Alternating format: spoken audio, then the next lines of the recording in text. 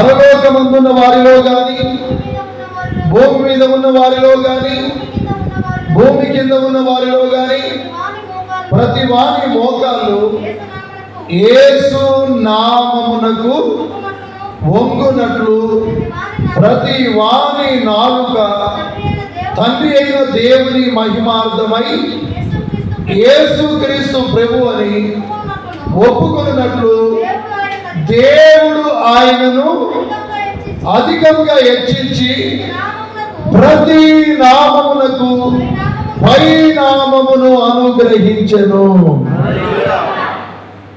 Praise the lord.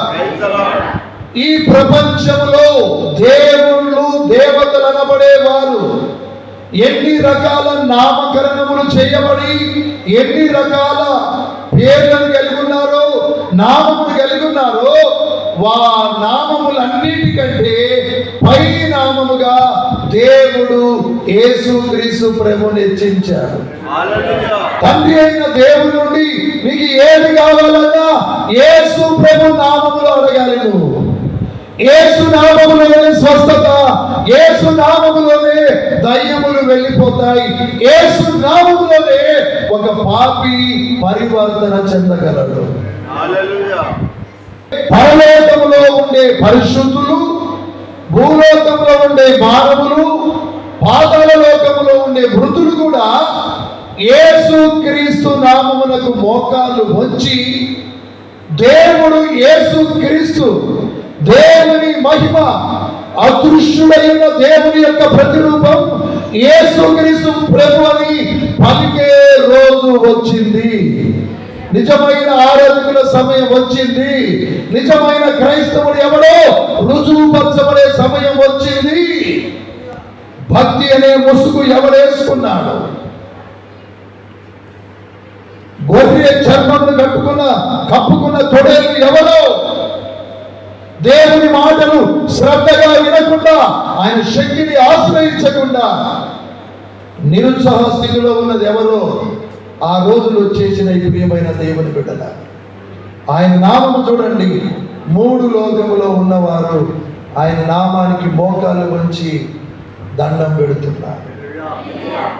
అందుకనే Philip గారు రాజ్యమును గురించి, నామమును గురించి బోధిస్తున్నప్పుడు అక్కడ అనేక మంది విన్నారు. చదువమ్మ 12 పదము.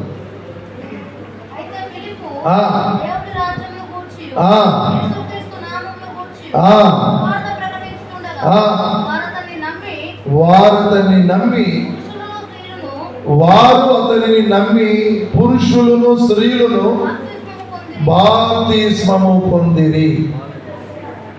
బాప్తిస్మం అంటే దేవుని నమ్ముకొని యేసుక్రీస్తుని సొంత రక్షకునిగా అంగీకరించి నీ జన్మ పాపములన్నీ యేసయ్య రక్తములో కడగబడి పరిశుద్ధాత్మతో నింపబడి దేవుని బిడ్డగా నువ్వు జీవించడానికి ఒక గుర్తు. నువ్వు ఎవరు అంటే దేవుని బిడ్డవు, యేసయ్య బిడ్డవు. సైతానుకు కనబడుతుంది ఇక్కడ. సైతానుకు యేసు నామం ఇక్కడ కనబడుతుంది. ఈ నామాన్ని చూస్తుంది సైతాను, అమ్మో ఈయన దేవుని బిడ్డ అంటారు, పక్కకు దొరికిపోతుంది. ఉందా మరి మీ నామము మీ తల మీద యేసు నామం ఉండాలి. గొర్రె పిల్ల రక్తము ద్వారా నీ నుదుట రాయబడి ఉండాలి. అప్పుడు నువ్వు దేవుని బిడ్డవని రుజువుపరచబడతావు. తీసుకో.